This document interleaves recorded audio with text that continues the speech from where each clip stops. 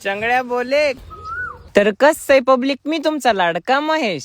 आदित्य आता घरी आलता तर म्हणलं चला गावात जाऊन हनुमान दादाच्या पाया पण पडून यावा. हनुमान दादाच्या पाया पडून आम्ही संकेत त्यांच्या घरी गेलो. तिथं त्यांच्या रूमचं काम फायनल झालं. तर रूमचं काम बघून मी घरी येऊन निवांत बसलो होतो. आजी आपल्याला एक अंजीर घेऊन आलती.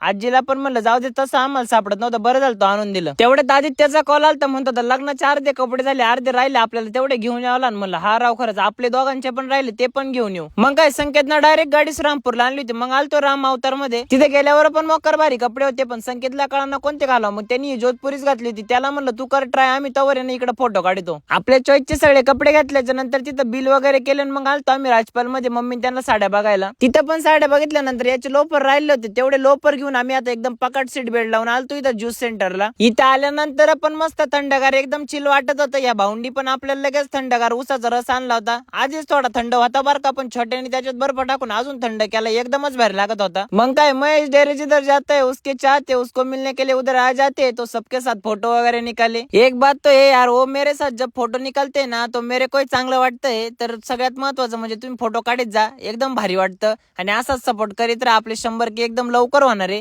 तर अकाउंटला आता ना फॉलो करून घ्या ना, आपले 100K लवकर करून टाका. आणि कालच्या व्हिडिओला सगळ्यात भारी ज्यांनी कमेंट केली त्यांना आपण आज व्हिडिओ कॉल पण केलाय, ते पण स्टोरीला बघून घ्या.